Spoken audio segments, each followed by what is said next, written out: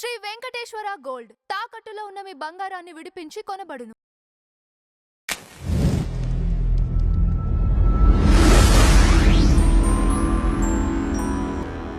దేవుడిగా పూజింపబడాలి అంటే హ్మ్. ఆయన పూర్వత్వాలు తెలియాలి. దానితో పాటు సాయిబాబా అనే వ్యక్తి షిరిడీలో కొన్ని రోజులుండి మళ్ళీ మాయమైపోయారు. మళ్ళీ తర్వాతొచ్చారు. దానితో పాటు సాయిబాబా ఎక్కడా తనను తాను దేవుడు అని ప్రకటించుకోలేదు. ఆయన ఎప్పుడు కూడా ఒక గురువుగానే ఆయన్ని భావించాలి. దేవుడుగా కాదు అనేది ప్రధాన సరే, వాదన. ఇక్కడ ఒక నేను చెప్తాను. హ్మ్. ఇప్పుడు అమ్మ నాన్న విషయం తీసుకుందాం. శివుడిని ఏమంటాం? మరి శివలింగాలు పెట్టొద్దుగా అప్పుడు. నిరాకార నిర్గుణ స్వరూపమైన రూపం లేని పరమాత్మని ఏమనాలి? ఆ నిరాకార నిర్గుణ స్వరూపమైన పరమాత్మ ఎలా ఉంటాడో మనకు తెలియదు కాబట్టి ఆ నిరాకార నిర్గుణ స్వరూపమైన పరమాత్మ మనకి ధర్మం బోధించడానికి వేదం అందరికీ చదివితే అర్థం కాదు. అందరూ వేదాలు చదవలేరు. కాబట్టి వేదంలో చెప్పిన ధర్మాన్ని ఈజీ వేలో మనకి చెప్పడానికి అవతారం స్వీకరించి వచ్చారు. ఈ వేదంలో చెప్పిన ధర్మాన్ని బోధించడానికి సాంప్రదాయ అవతారాలు వస్తాయి. ఈ వేదంలో చెప్పిన ధర్మాన్ని సింపుల్ వేలో చెప్పడానికి అవధూతలు వస్తారు. ఇది సాయిబాబా స్థితి. అంటే మానవులతో పాటు వాళ్ళు మింగిలైపోతారు. మింగిలైపోయి ముందు మనతో పాటు ఉండి మన నాలెడ్జ్ కి వాళ్ళు దిగుతారనమాట. ఇప్పుడు నేను ఎల్కేజీ పిల్లవాడిని అనుకోండి, వాళ్ళు కూడా ఎల్కేజీ పిల్లవాడి స్థాయిలో ఉండే చెప్తారు. ఒక పని చేయండి అన్న, ఈశావాస్యోపనిషత్ గురించి చెప్పండి. బాబా చరిత్రలో ఉంటది కదా, అప్పుడు సాయిబాబా తత్వం ఏంటో అర్థమవుతుంది అనమాట. సో బాబా వారి దగ్గర మనం దాస్గన్ మహారాజ్ని చూస్తూ ఉంటాం. అయితే దాస్గన్ మహారాజ్ గురించి కూడా చెప్పుకోదగినటువంటి విషయాలు చాలా ఉన్నాయి, ఇప్పటి ప్రపంచానికి తెలియనటువంటి విషయాలు. సో అవేంటి అని మనం ఒకసారి చూద్దాం. ముందు చూసిన తర్వాత నేను ఈ ఈశాన్య ఉపనిషత్తు గురించి మాట్లాడతాను. దాస్గన్ మహారాజ్ గారు అప్పటి కాలంలో షిరిడీ సాయిబాబా వారి శిష్యుడిగా ఉన్నారు. దానికన్నా ముందు ఆయనకున్నటువంటి గురువు ఇస్లాంపూర్కర్ అనేటువంటి ఆయన చివరి దశలో వెళ్ళిపోవడానికి సమయం వచ్చినప్పుడు, ఇక నిన్ను నేను కాదు ఉద్ధరించవలసింది షిరిడీ సాయిబాబా అని ఒక ఆయన ఉన్నారు, నువ్వు ఆయన దగ్గరికి వెళ్ళి షిరిడీలో ఉంటారని చెప్పి పంపించారు ఆయన్ని. పంపించిన తర్వాత వారు ఇక్కడికి రావడం, ముందు అనుమానపడ్డము, ఆ తర్వాత అయినప్పటికీ బాబా వారి శిష్యుడిగా మారడం, ఇది అందరికీ తెలిసిందే. అంటే వారు ఎక్కడికో ప్రయాగ అక్కడికి వెళ్ళొస్తానంటే బాబా వారి పాదుకల నుంచి ఈ సీన్ అందరికీ సినిమాల్లో చూపిస్తారు కాబట్టి తెలుసు కాబట్టి సో దాన్ని నేను ఎక్స్ప్లెయిన్ చేయను ఎక్కువ. సో వారి ఇక్కడికి వచ్చి బాబా వారితో ఉన్నప్పుడు బాబా వారి గురించి వారు ప్రచారం చేస్తానే వారు చాలా మంది సిద్ధాత్మల గురించి, సిద్ధ పురుషుల గురించి, గురువుల గురించి, మహాగురువుల గురించి రచనలు చేశారనమాట. మీరు మహారాష్ట్ర వెళ్తే ఇప్పటికీ మనం చూసేటువంటి గురువుల గురించి అవ్వచ్చు, చాలా ఉపనిషత్ సారాంశం అవ్వచ్చు, ఉపనిషత్తుల యొక్క వ్యాఖ్యానం అవ్వచ్చు, ఇవన్నీ దాస్గన్ మహారాజ్ గారే చేయించింది. ఇప్పుడు షిరిడీ సాయిబాబా తన శిష్యుడితో ఎంత చేయించాడు అనేది మనం ఆలోచించాలి.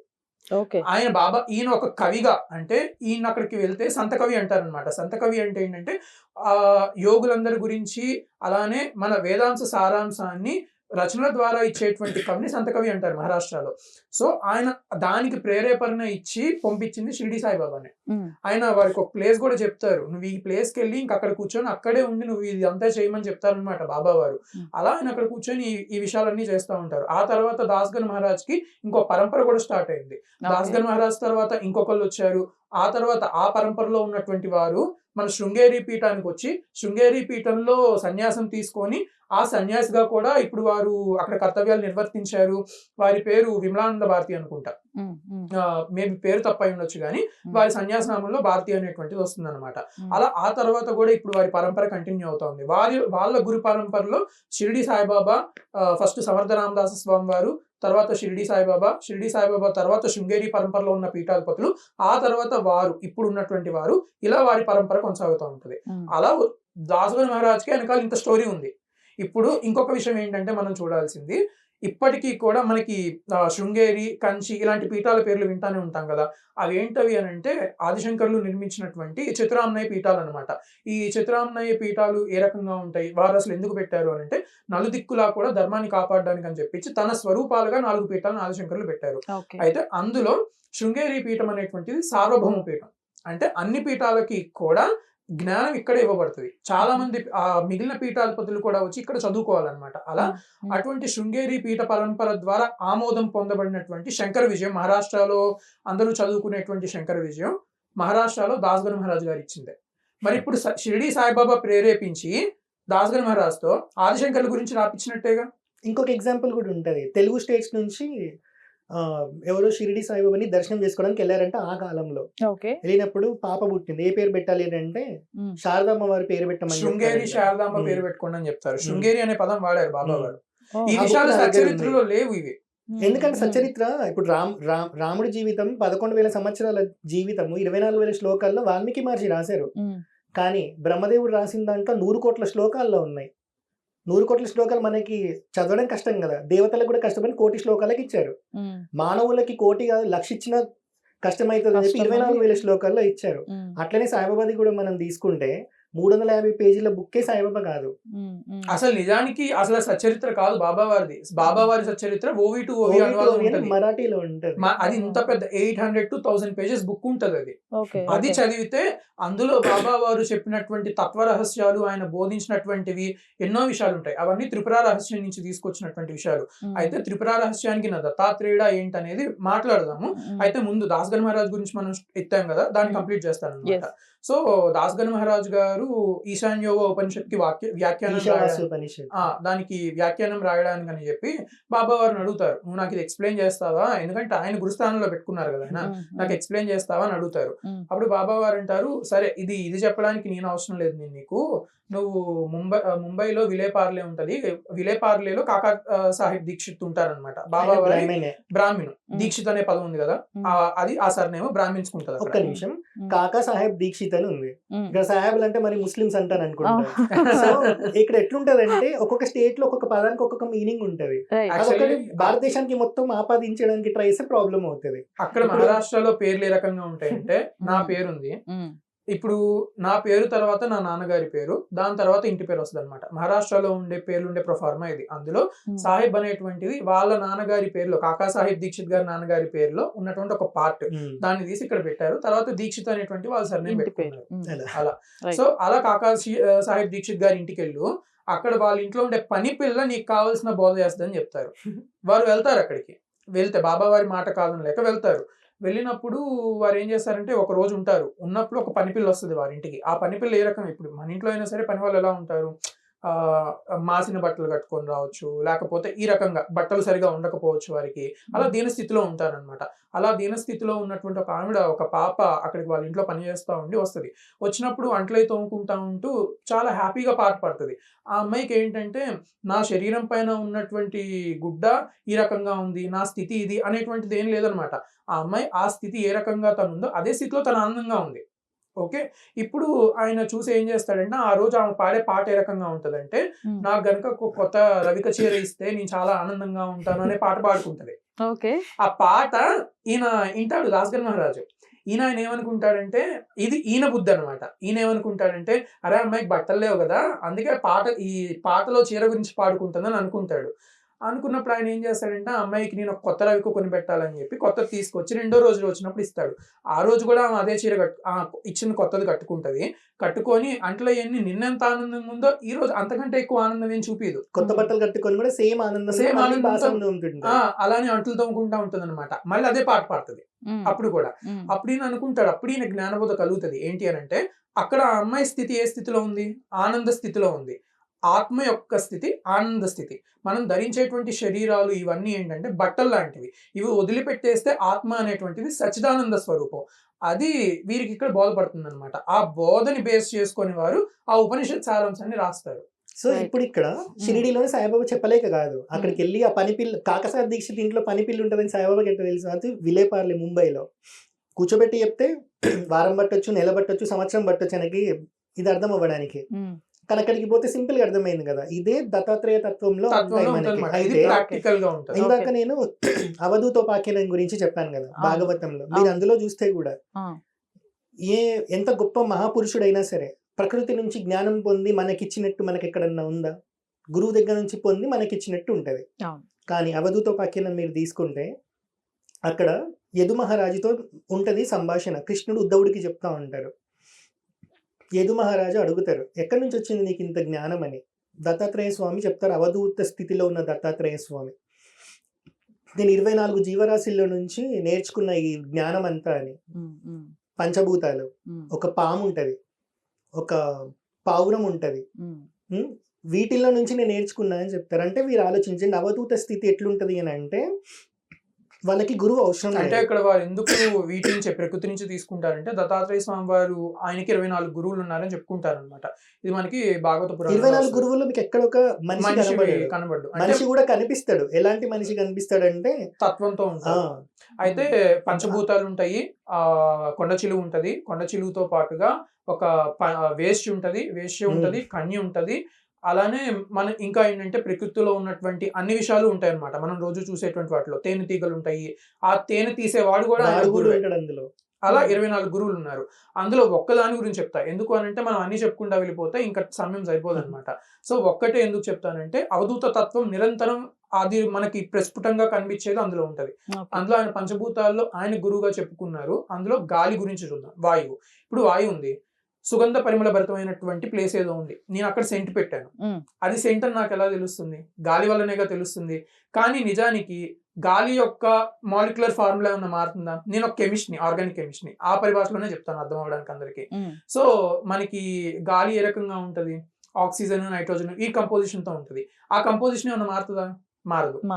అదేదైనా దుర్గంధం ఉన్నటువంటి ప్లేసెస్ లో వ్యాపిస్తా ఉంటది. అక్కడ దాని కంపోజిషన్ ఏమన్నా మారుతుందా?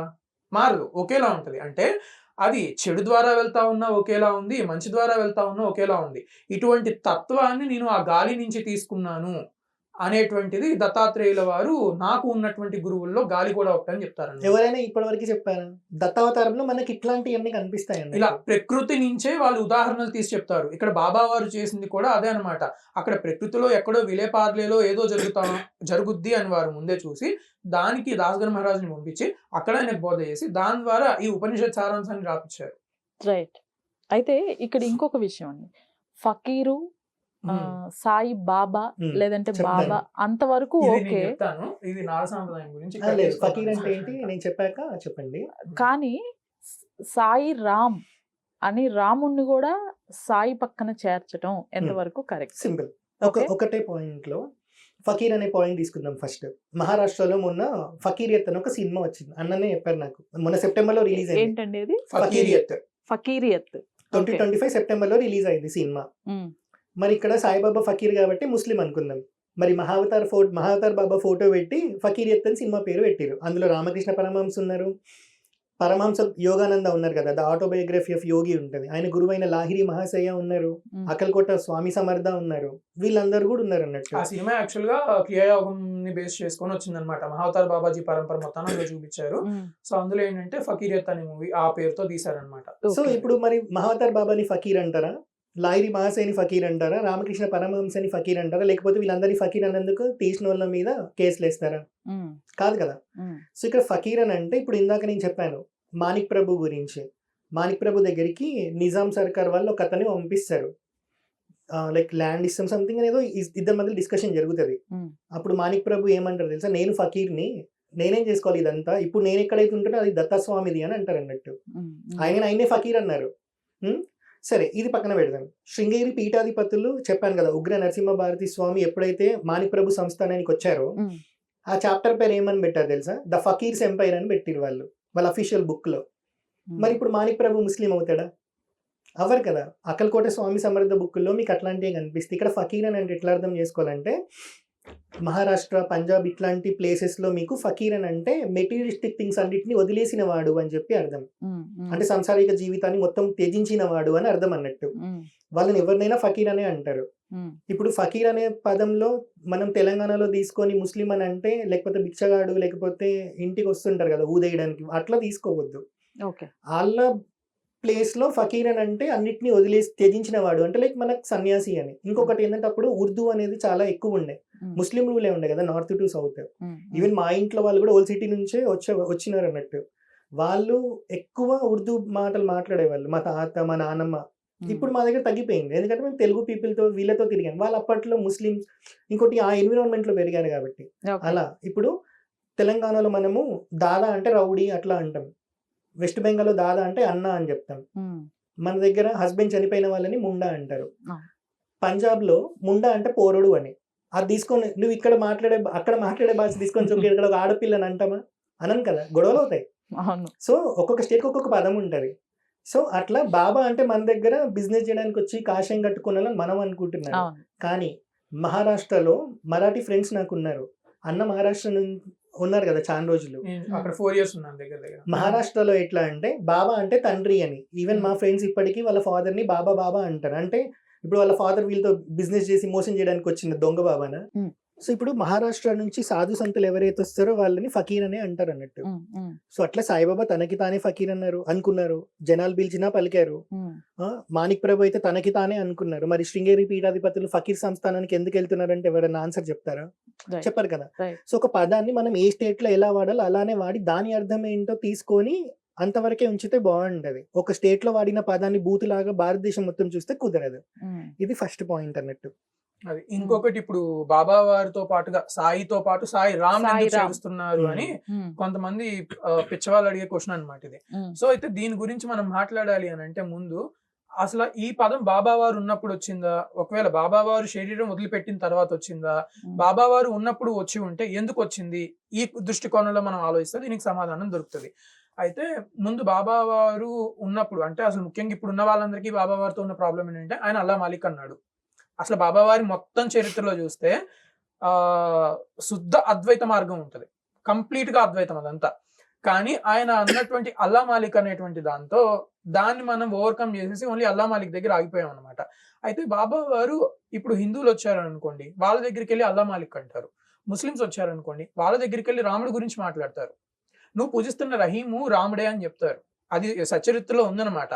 అలా ఆయన చాలా సార్లు ఇటు ఎలా ఏ రకంగా అయితే అల్లా నామాన్ని స్మరిస్తా ఉన్నారో అన్నే సార్లు వాళ్ళు రామనామాన్ని కూడా స్మరిస్తారు. ఎందుకంటే సకల మత సాంప్రదాయం అని ఇందాక చెప్పారు, మాణిక్ ప్రభు నుంచి వచ్చింది, సాయిబాబా నుంచి కాదు.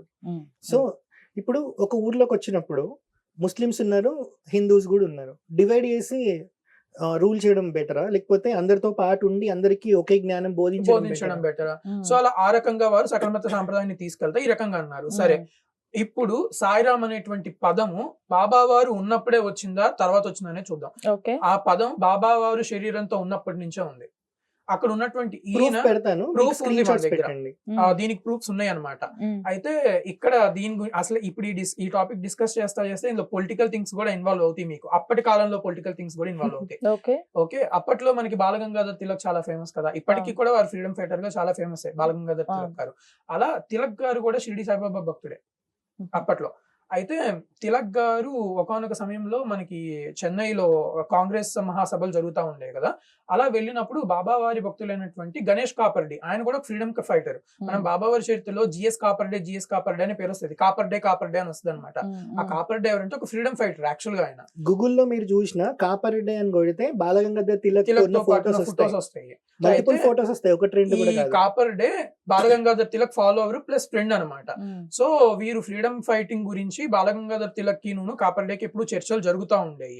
అలా జరుగుతూ ఉన్నటువంటి తరుణంలో ఏమవుతుందంటే వీరు చెన్నై వెళ్ళినప్పుడు చెన్నైలో ఒక సన్యాసి, ఇప్పటి వరకు అందరూ సన్యాస పరంపరలో ఉన్న వాళ్ళు బాబాకి వ్యతిరేకం అనేటువంటి లాస్ట్ 11 సంవత్సరాలు ప్రాపగాండా క్రియేట్ చేశారు. ఇప్పుడు దాన్ని ఛేదిస్తా కొత్త విషయం మాట్లాడతా. ఏంటంటే అక్కడ శుద్ధానంద భారతీ స్వామి అనేటువంటి ఒక సన్యాసి ఉన్నారనమాట చెన్నైలో. ఇప్పుడు చాలా వరకు లిటరేచర్ అంతా ఇచ్చింది వారే, శుద్ధానంద భారతీ స్వామి వారు. ఆ శుద్ధానంద భారతీ స్వామి వారు ఈ గణేష్ కాపర్డేను ఈయన బాలగంగాధర్ తిలక్ ని కలుస్తారు. కలిసినప్పుడు బాబా వారి ప్రస్తావన వస్తుంది మధ్యలో. అప్పుడు ఈయన అడుగుతారు, ఎవరు బాబా అని అడుగుతారు. అడిగితే శుద్ధానంద భారతీ స్వామి వారికి అప్పుడు వీరు సాయిబాబా గురించి చెప్తారనమాట. ఆయనకు బాగా, ఎందుకంటే ఆయన ఉన్నట్టు ఒక సన్యాసి, ఆయన దేశ సంచారంలో ఉంటారు. ఆ టైంలో ఉన్నప్పుడు ఆయనకి ఇది బాగా ఇంట్రెస్టింగ్ గా ఉంటుంది. ఈయన ఒక యోగం తెలుసుకున్నారు, ఒక అవతార పురుషుని తెలుసుకున్నారు వీరి ద్వారా. బాబా వారు చేసే లీలన్నీ వారు చెప్పారు ఆయనకి. చెప్పినప్పుడు ఆయన ఏమంటారంటే, నేను మీతో పాటు వచ్చి షిరిడిలో దర్శించుకుంటానని చెప్తారు. చెప్పినప్పుడు వారు వీరిని తీసుకొని వస్తారు. శుద్ధానంద భారతీ స్వామి వారు షిరిడి సాయిబాబా దగ్గరకు వచ్చినప్పుడు వారు బాబా వారితో ఉంటా అక్కడ వారు చూసినటువంటి విషయం ఏంటంటే, సాయినాథుడిని అప్పటి నుంచి అందరూ సాయిరామన్ సంబోధిస్తున్నారు. ఈ మాట అది బాబా వారు శరీరంతో ఉన్నప్పటి నుంచే ఉంది. అంటే అక్కడ ప్రామాణికత ఏంటంటే, వారు బాబా వారు శరీరంతో ఉన్నప్పుడే రాముడి గురించి కూడా మాట్లాడుతున్నారుగా. అందుకనే కదా సాయి అల్లా అని ఇప్పటి వరకు అనలేదు, అప్పుడున్న వాళ్ళు అనలేదు, కానీ సాయిరామ్ అని అప్పుడున్న ప్రజలు సంబోధించారనమాట.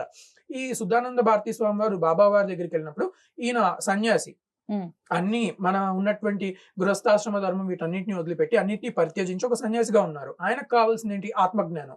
ఆ ఆత్మజ్ఞానాన్ని షిరిడి సాయిబాబా ఆత్మ సాక్షాత్కారం స్వయంగా అనుభవం అయ్యే విధంగా బాబా వారు ఈయనకు అనుభవాన్ని కలిగించారనమాట. అందుకని ఈయన ఏంటంటే శుద్ధానంద భారతీ స్వామి తమిళనాడు ఆయన అక్కడి నుంచి మళ్ళీ వచ్చేసిన తర్వాత ఆయన వారి ఆటోబయోగ్రఫీలో ఈ విషయాలంతటినీ రాసుకుంటారు. ఆయన ఎలా మెన్షన్ చేస్తారంటే బాబా వారిని సాయిరామ్ అని మెన్షన్ చేస్తారు. సాయిరామ్ దగ్గరికి నేను వెళ్ళాను, సాయిరామ్ దగ్గరికి నన్ను గణేష్ కాపర్డేను, లోకమాన్య తిలక్, ఈ బాలగంగాధర్ తిలక్ ఉన్న ఇంకొక పేరు లోకమాన్య తిలక్ అనమాట. సో లోకమాన్య తిలక్ వీళ్ళు నన్ను తీసుకొని వెళ్ళారు. బాబా వారు నాకు అక్కడ ఆత్మ సాక్షాత్కారాన్ని నాకు ప్రసాదించారు. వారు ఎంతో గొప్పవారు. ఇప్పుడు పరబ్రహ్మ స్థితిలో ఉన్నటువంటి అవతార పురుషుల్లో షిరిడి సాయిబాబా వారినే మనం ఖచ్చితంగా చెప్పాలి. ఈ విషయాలన్నీ వారు వారి ఆటోబయోగ్రఫీలో రాసుకున్నారు. రాసుకుంటా వారు చెప్పింది ఏంటంటే సాయిరామ్ అన్న పదజాలంతోనే చెప్తారనమాట. వారు బాబా వారు శరీరంతో ఉన్నప్పటి వారు అని అంటే అప్పటి నుంచే సాయిరామ్ అనేటువంటిది ఉంది కదా. సో ఈ రకంగా చూస్తే ఇది ఒక విధానం. ఇంకొక విధానం ఏంటంటే బాబా వారు చెప్పినటువంటి తత్వాలన్నీ కూడా హిందూ ధర్మంతో ఉంటాయి. ఇంకొకటి వారు చేసినటువంటి ప్రచారం అప్పట్లో బాబా వారు శరీరం వదిలిపెట్టడానికి 2 వారాల ముందు వారు 2 సార్లు రామ విజయం అనేటువంటి గ్రంథాన్ని వారు చదివి వినిపించుకుంటారు. దాని తర్వాత వారు శరీరం వదిలిపెడతారనమాట. సో ఆ 2 వారాలు వారు విన్నటువంటిది ఏంటది? రామ విజయమే. సో అంటే దాన్ని బట్టి అక్కడ వారు బాబావారు రాముడి గురించి ప్రచారం చేశారనేటువంటి విషయాలు చాలానే ఉన్నాయి కదా. ఒకనొక భక్తురాలు బాబావారి దగ్గరికి వచ్చి నాకు మంత్రోపదేశం చేయమంటారు. మంత్రోపదేశం చేయమంటే నేను నా గురువు దగ్గర నుంచి మంత్రాలు ఇలాంటివి నేనేం తీసుకోలేదు, ఇప్పటి ఈ కాలానికి మంత్రాలు అయినా అవసరం లేదు, దానికి వేరే తత్వరహస్యం ఒకటి ఉంది, అయితే ఆ మంత్రాలు అవేమీ అవసరం లేదు. అయినా సరే ఆమె ఏం చేస్తుందంటే 3 రోజులు నువ్వు నాకు మంత్రం ఇచ్చేదాకా నేను వెళ్ళనని చెప్పి పస్తూ ఉంటది. ఆకలితో అలానే ఉంటది, ఉపవాసం చేస్తుంది. అప్పుడు బాబా వారు ఒక రోజు పిలిచి చెప్తారనమాట, రాజారాం అనే మంత్రం చేసుకోమని చెప్తారు. బాబా వారి ముఖతః నోటి నుంచి సచ్చరిత్రలో ఉన్నటువంటి విషయం ఇది. రాజారాం కూడా మనకు కనిపిస్తుంది. రాజారాం అనే మంత్రాన్ని ఇచ్చారు. మరి అక్కడ రాముల వారిగా ఎందుకు ఇచ్చారు? అలానామం ఇవ్వచ్చు కదా. ఇంకొకటి, ఏ ముస్లిం అయినా వచ్చినప్పుడు ఆ ముస్లిం కి నువ్వు ఇది చేయని కూడా పెద్ద ఏం చెప్పలేదు, అక్కడ చెప్పలేదు. ఇంకోటి ఏంటంటే ఒక ముస్లిం బాబా వారి దగ్గరికి వచ్చినప్పుడు హనుమంతుడి దేవాలయానికి వెళ్ళి ప్రస్తుతం మిఠాయి పంచి పెట్టమని చెప్తారు ఆయనకి. ముస్లిం మరి వెళ్ళడు కదా. హనుమంతుడి దేవాలయానికి ఎందుకు వెళ్ళి పంచి పెట్టాలి అని అంటే హనుమంతుడి పైన అల్లా ఓడిపోయాడు కానీ నువ్వు వెళ్ళి అక్కడికని చెప్తారు. మరి ముస్లిం అయితే ఈ మాట ఎందుకు అంటారు? ఇది సాయిబాబా ద మాస్టర్ అనే బుక్ లో ఉంటది, పుస్తకంలో ఉంటది ఈ మాట. సాయిబాబా నమాజ్ చేసినట్టు ఎకిరాల భరద్వాజ గారు ఏ బుక్ లో రాయలేదు. ఆ సిరాజ్ గారు ఏదైతే మాట్లాడాడో అదన్నాడు ఈ పేజ్ లో, నిన్ననే కొనుక్కొచ్చుకున్న బుక్ అది. అసలు ఆ బుక్ లో నమాజ్ అన్న వర్డే లేదు. అసలు మీరు కొట్టండి గూగుల్లో కూడా నమాజ్ అని కొడితే ఒక్క వర్డ్ కూడా ఉండదు, 0 అని చూపిస్తుంది. అలా ఈ రకంగా చూసుకుంటే కానీ ఆ ప్రొపగండా స్టార్ట్ చేసిన వీడియో ఇప్పటికీ స్టిల్ ట్రెండింగ్ అవుతుంది. జనాలకి PDF గూగుల్లో దొరుకుతుంది, ఎత్తుక్కొని చూసుకునే ఓపిక కూడా జనాలకు డైరెక్ట్ గా శుద్ధానంద భారతీ స్వామి అని గూగుల్లో టైప్ చేయండి వారి ఆటోబయోగ్రఫీ అని, అందులో PDF వచ్చేస్తాయి డైరెక్ట్ గా. మేము కూడా మీకు అది పెడతాము. మీరు ఇక్కడ మొత్తం చదివే ఓపిక లేకపోతే గూగుల్ బుక్స్ అని ఉంటాయి. గూగుల్ బుక్స్ లోకి వెళ్ళి మీకు ఏ బుక్ కావాలో ఆ బుక్ కొడితే బుక్ ఎన్ని పేజెస్ ఉన్నాయి అన్ని పేజెస్ కి మీరు కీవర్డ్ సెర్చ్ చేయొచ్చు. బుక్ ఓపెన్ అవ్వదు. మీకు ఏ వర్డ్ అయితే కావాలో ఆ వర్డ్ సెర్చ్ బాక్స్ లోకి సెర్చ్ చేస్తే ఆ వర్డ్ ఎన్నిసార్లు రిపీట్ అయిందో చెప్తాను. సాయిబాబా ద మాస్టర్ ని నిన్ననే నేను చూసా. బుక్ అవైలబుల్ లేదు, సాయి లీలామృతం అవైలబుల్ ఉంది. 2 ఒకటే.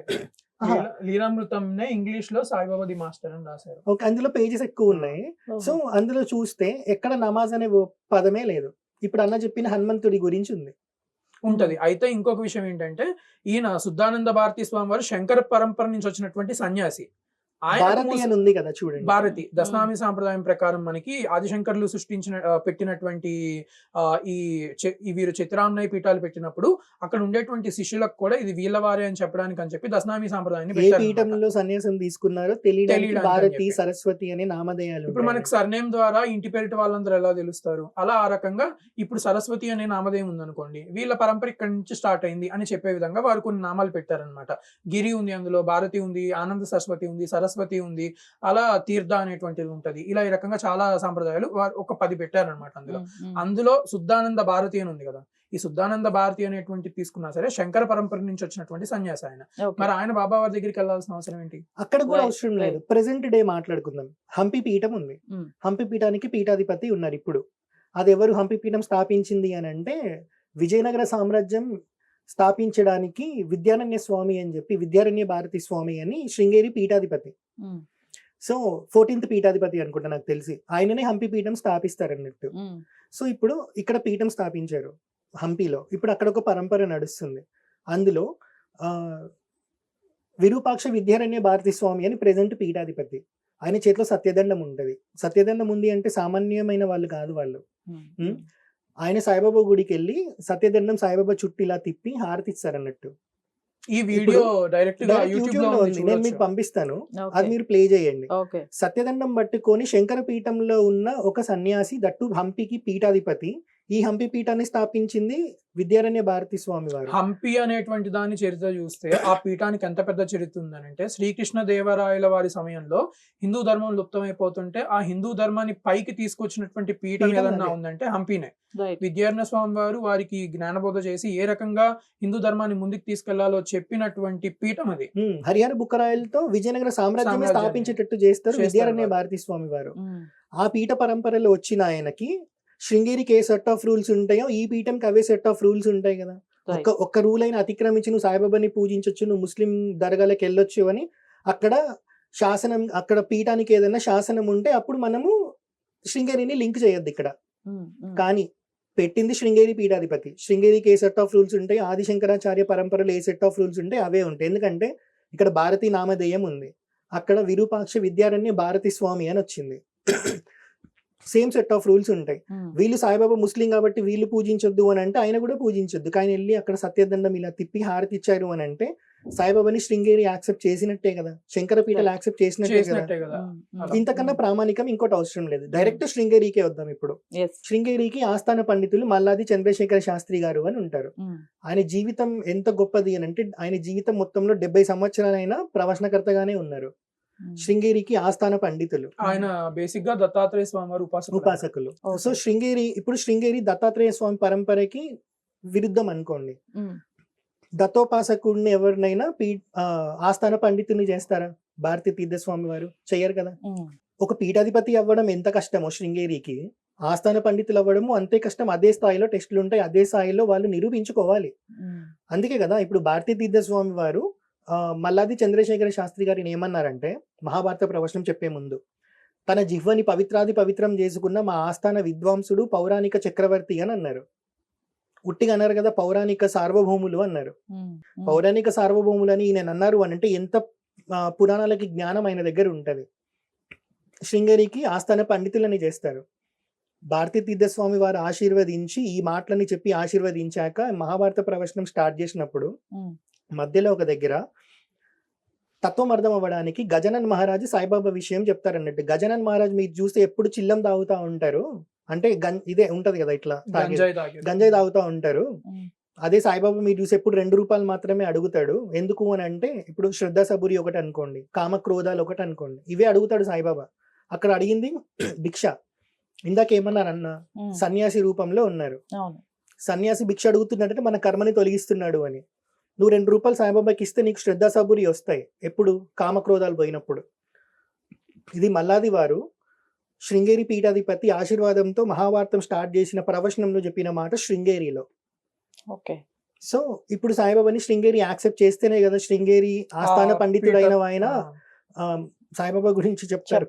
బాగా ఇంకొక సందర్భంలో అంటే నిజంగా దత్తాత్రేయ స్వామి వారి ఉపాసకులు దత్తాత్రేయుడి గురించి బయట మాట్లాడరు బేసిక్ గా. ఎందుకంటే దత్తాత్రేయ స్వామి వారు అదొక రహస్య అవతారం, జ్ఞాన అవతారం. ఇప్పుడు కార్తవీర్యార్జునుడి గురించి మనం మాట్లాడుకున్నప్పుడు ఆయన ఏ రకంగా ఉంటాడో చూసాము. అలా ఏంటంటే అలానే ఇంద్రుడి దగ్గర ఉంటారు. అలా ఆయన అవతారం ఏంటంటే ఇంకా పరశురాముడు టెస్ట్ పెట్టేది ఒకటి ఉంటుంది, సామాన్యులకు అర్థమయ్యేటువంటి తత్వం కాదనమాట అది. అందువల్ల ఏంటంటే దత్తాత్రేయ స్వామి వారి ఉపాసకులు తొందరగా వారి గురించి మాట్లాడరు. అయితే అటువంటి మల్లాది చంద్రశేఖర శాస్త్రి గారు దత్తాత్రేయ స్వామి వారి గురించి చాలా అతి తక్కువ మాట్లాడారు. దగ్గర మహా అయితే ఒక 2-3 సార్లు మాట్లాడుంటారు అంతే. అలా అందులో ఒకనొకసారి శృంగేరిలో ఏర్పాటు చేసినటువంటి ప్రవచన సభలో వారు అక్కడ కూర్చొని మాట్లాడతా దత్తాత్రేయ స్వామి వారి గురించి చెప్తా, అసలు దత్తాత్రేయ స్వామి అంటే ఏంటి, ఆయన అవతారాలు ఏంటి అందులో చెప్తా, షిరిడి సాయిబాబా వారి గురించి మాట్లాడతా, అక్కడ ధ్యాన ద్వారకామయిలో షిరిడి సాయిబాబా కూర్చొని చిలుం తాగుతా ఉంటారు. అలానే గజానన్ మహారాజ్ గురించి చెప్తారు, తెంబే స్వామి వారి గురించి చెప్తారు, ఈ ముగ్గురికి ఉన్న కనెక్షన్ గురించి చెప్తారు. అక్కడ వారు కూడా దత్తాత్రేయ స్వామి వారి గురించి మాట్లాడతా షిరిడి సాయిబాబా గురించి శృంగేరి పీఠంలో కూర్చొని మాట్లాడిన మాటలు ఇవి. ఆ పీఠానికి సంబంధించిన సభలో కూర్చొని మాట్లాడినవి. ఇప్పుడు ఈ ఆస్థాన పండితులు అని అందరూ ఏమనుకుంటున్నారంటే ఈయన గురించి బేసిక్ గా మన ఇళ్ల పక్కన ఉండేటువంటి గుళ్ళలో ఉండే పూజారులు లాగా మాట్లాడుతున్నారు సోషల్ మీడియాలో. అంటే ఇక్కడ ఏమైతుందంటే శృంగేరి పీఠాధిపతులు చెప్పారా, వాళ్ళ ఆస్థాన పండితులు చెప్పారు. ఆస్థాన పండితుడికైనా ఎంత వేద శాస్త్రం తెలిస్తే అయినా శృంగేరి లాంటి పీఠానికి ఆస్థాన పండితులు అవుతారు. ఇప్పుడు ఈయన భారతీ తీర్థ స్వామి వారు ఉన్నారు, ఈయన గురించి తెలుసు కాబట్టి ఆస్థాన పండితుని చేశారు. శృంగేరి సెట్ ఆఫ్ రూల్స్ కి అతిక్రమించి ఆయనకి నచ్చింది ప్రవచనంలో చెప్పుకోవడానికి ఉండదు. సింపుల్ విషయం కదండి. ఎందుకంటే ఇప్పుడు ఈయనకి నచ్చింది నేను చెప్పుకున్నారు అనుకోండి, అక్కడ ప్రాబ్లం వచ్చేది ఈయనకి కాదు, శృంగేరి పీఠానికి, ఈయన ఎవరైతే ఆస్థాన పండితుని చేశారో వాళ్ళకి. ఇంకొకటి, సరే ఈయన తిరస్కరించారే అనుకుందాం భారతీ తీర్థ స్వామి వారు మళ్ళీ వారిని ఏది దత్తాత్రేయ స్వామి విషయంలో దేంట్లో అట్లాంటిది అఫీషియల్ గా మనకి ఎక్కడ ఉండదు, ఎందుకంటే ఆయన మల్టిపుల్ టైమ్స్ చెప్పారు సాయిబాబా గురించి. ఇంకొకటి ఏంటి అని అంటే ఇప్పుడు శృంగేరి ఆస్థాన పండితులు ఎవరు ఉన్నారో వాళ్ళు సాయిబాబాని ఆరాధిస్తారు, బయటికి ఎందుకు చెప్పట్లేదు అని అంటే గొడవలు అవుతాయని చెప్పట్లేదు. పోనీ ఇంకొక విషయం ఏంటంటే ఉత్తరాది ఉన్నటువంటి పీఠాధిపతులు కొంతమంది వచ్చి వీటిని వ్యతిరేకించారు. కానీ ఇప్పుడు శృంగేరిని మనం చెప్తా ఏమంటామంటే దక్షిణాంనేయ శృంగేరి పీఠం అని చెప్తామంటే దక్షిణ భారతదేశానికి మొత్తానికి మనకి అథెంటిక్ పీఠం ఏదన్నా ఉందంటే శృంగేరి అనమాట. మరి ఇప్పుడు శృంగేరి వారు ఎప్పుడైనా బాబా వారిని వ్యతిరేకించిన దాఖలాలు ఉన్నాయా? మన వాళ్ళు బయటకు వచ్చి, ఎందుకనంటే మీరు ఫస్ట్ లోనే ఒక క్వశ్చన్ అడిగారు బాబా వారికి ఇన్ని మందిరాలు ఎందుకు ఉన్నాయి అని చెప్పి. యాక్చువల్ గా మనకి మఠాంనయ అనుశాసనం ఉంటుంది. ఇప్పుడు మన భారతదేశం మొత్తానికి కాన్స్టిట్యూషన్ ఎలా ఉంటుందో ఈ పీఠ పరంపర ఏ రకంగా రన్ అవ్వాలి అనేటువంటి చెప్పేది మఠాంనయ అనుశాసనం అనమాట. సన్యాసులు ఏ రకంగా ఉంటారు, పీఠాధిపతులు ఏ రకంగా ఉంటారు, పీఠాలు ఎలా ఉంటాయి, ఎలా నడవాలి అని చెప్పి ఆదిశంకర్లు అప్పట్లోనే మఠాంనయ అనుశాసనం అనేది పెట్టారు. దాని ప్రకారం ఏంటంటే ఇప్పుడు బయట అధర్మికంగా ధర్మానికి వ్యతిరేకంగా ఏదైనా జరుగుతా ఉంటే శృంగేరి పీఠం వాళ్ళు వచ్చి రెస్పాండ్ అవ్వాల్సినటువంటి ఇది అందులో ఉంటుంది అనమాట. మఠాంనయ అనుశాసనంలో వాళ్ళు చెప్పినటువంటి దాంట్లో ఉంటది. ఇప్పుడు ఇందులో చూసుకుంటే ఇన్ని మందిరాలు మన భారతదేశంలో ముఖ్యంగా దక్షిణ భారతదేశంలో వచ్చినాయి కదా, మరి దక్షిణాంనేయ పీఠ శృంగేరి వారు వచ్చి ఎందుకు మాట్లాడట్లేదు? పైన 3 పీఠాలు ఉన్నా సరే ఈ శాసనం ఏదైతే ఉంటో వాళ్ళు ఇక్కడికి వచ్చి చదువుకొని వెళ్ళాలి. వాళ్ళ పీఠంలో ఈ శాసనం ఉండదు. ఇప్పుడు కాన్స్టిట్యూషన్ ఒక దగ్గర ఉంటది, అది మనకి బుక్ స్టోర్ లో అవైలబుల్ ఉన్నట్టు ఈ మఠాంనయ శాసనం ఏదైతే ఉంటుందో 3 పీఠాల్లో ఏమి ఉండదు. వాళ్ళు ఇక్కడికి వచ్చి చదువుకొని పోవాలి, ఇంకొక ఆప్షన్ లేదు. ఇంకొకటి మనకి శృంగేరి మనకి ఎట్లాంటిదో కంచి కూడా మనకు అంతే ప్రామాణిక పీఠం అనమాట. కంచి చిత్రాంనయ పీఠాల్లో ఉండనప్పటికీ కూడా డైరెక్ట్ గా ఆదిశంకర్లు అక్కడ ఉండి అక్కడ గురుపీఠంగా కంచి పీఠాన్ని ఏర్పాటు చేశారనమాట. కొంతమంది దాన్ని మూలాంనయ సర్వజ్ఞ పీఠం అంటారు, కొంతమంది దాన్ని ఒప్పుకోరు. అయినప్పటికీ కూడా కంచి ప్రామాణికత ఏంటి అనేటువంటిది అందరికీ తెలిసిందే. కంచిపీఠం వారు కూడా షిరిడి సాయిబాబా వారిని అంగీకరిస్తారు. దానికి ముఖ్యంగా చెప్పదగినటువంటి విషయం ఏంటంటే ఇప్పటికీ కూడా వైజాగ్ లో షిరిడి సాయిబాబా వారి మందిరం కంచి వాళ్ళ అండర్ లో ఉంది. ఒకటి కామకోటి పీఠం వాళ్ళ అండర్ లో ఉంది. కంచి కామకోటి పీఠం వారి సద్గురు సాయినాథ్ మందిరం అని ఉంటది అనమాట. ఓకేనా, ఇది ఒకటి చెప్పామా. ఇంకొకటి నేను చెప్తాను. కంచి కామకోటి పీఠం వాళ్ళది యుఎస్ లో కూడా ఒక చాప్టర్ ఉంది, అంటే ఒక శాఖ ఉంది. దానికి పేరు కంచి కామకోటి సేవా ఫౌండేషన్, KKSF అని ఉంటాయి. గూగుల్లోకి వెళ్ళి మీరు Kanchi Kamakoti Peetham performed Maharudram at Saibaba Mandir Illinois అని కొట్టండి. వాళ్ళ వెబ్సైట్ లింక్ డైరెక్ట్ ఓపెన్ అవుతుంది.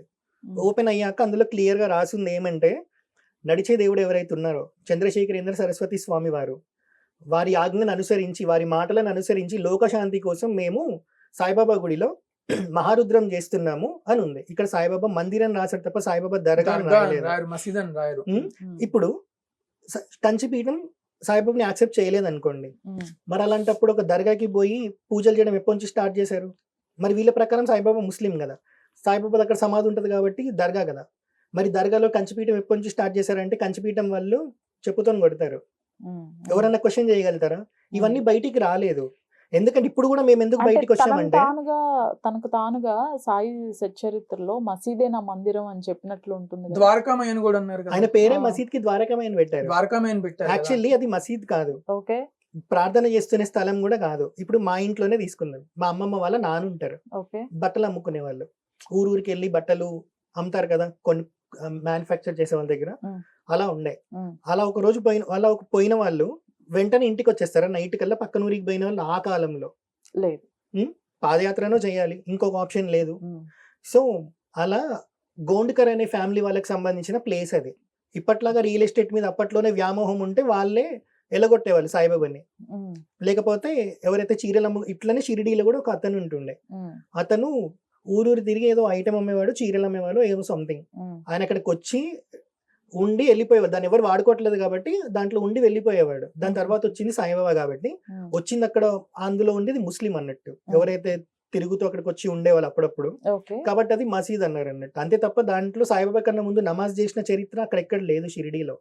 సో అది అదొకటి. యాక్చువల్లీ ఇంకొకటి ఏంటంటే కంచి వారితో బాబా వారికి ఉన్న ఇంకొక సంబంధాన్ని కూడా మనం మాట్లాడదాం. ఏంటంటే మనకి ఇప్పుడు ప్రెసెంట్ ఉన్నటువంటి పీఠాధిపతుల వారు జగద్గురు శ్రీ విజయేంద్ర శంకర విజయేంద్ర సరస్వతి స్వామి వారు అనమాట. అయితే వారి పూర్వ గురువులు అయినటువంటి జగద్గురువులు ఎవరంటే జగద్గురు జయేంద్ర సరస్వతి స్వామి వారు ఉన్నారనమాట. వారు ఒకసారి మనకి నాసిక్ వెళ్తారు. నాసిక్ వెళ్ళేటువంటి ఇప్పుడు నాసిక్ ఉంది అనుకోండి, నాసిక్ దగ్గరలోనే కదా షిరిడి ఇవన్నీ ఉన్నాయి, 150 కిలోమీటర్స్ లో ఉంటది. వారు నాసిక్ లో ఉన్నారని అక్కడ ఉన్నటువంటి వాళ్ళ కొంతమందికి తెలుస్తుంది, షిరిడిలో ఉన్న వాళ్ళకి. ఆ షిరిడిలో ఉన్నటువంటి వాళ్ళలో ఒకనొక ఆయన తమిళ ఆయన అనమాట. ఇప్పటికి బాబా అయ్యర్ అని అక్కడ షిరిడి సాయిబాబా మందిరం దగ్గర మెద్రాస్ కెఫే అని ఒకటి ఉంటది. ఇది బాబా వారి యొక్క మందిరం డెవలప్ అవ్వడానికన్నా ముందు ఎప్పుడైతే ఉందో అప్పటి నుంచి ఉన్న మెద్రాస్ కెఫే అనమాట. అయితే ఆ రెస్టారెంట్ అనేది ఉంటుంది అనమాట. అక్కడ ఆయన తమిళ ఆయన, ఈయన తమిళనాడు నుంచి అక్కడికి వెళ్ళినటువంటి ఆయన అనమాట. ఆయన అక్కడికి వెళ్ళి ఇలా ఇటు మహాపెరియావా అంటారు. ఎవరు తమిళ వాళ్ళందరూ ఏంటంటే కంచికి సంబంధించిన ప్రతి వారిని కూడా పెరియావా అనే సంబోధిస్తారనమాట. బాల పెరియావా, మహాపెరియావా ఈ రకమైనటువంటి పేర్లతో వారు సంబోధిస్తారు. అందులో మహాపెరియావా వచ్చారు అన్నటువంటి విషయాన్ని తెలుసుకొని వారు ఏం చేస్తారంటే నాసిక్ వెళ్తారు. నాసిక్ వెళ్ళినప్పుడు వారితో డిస్కషన్స్ లో మాట్లాడుతూ ఉన్నప్పుడు ఇప్పుడు నువ్వేం చేస్తున్నావు అని చెప్పి శ్రీ జగద్గురు జయేంద్ర సరస్వతి స్వామి వారిని అడుగుతాడు.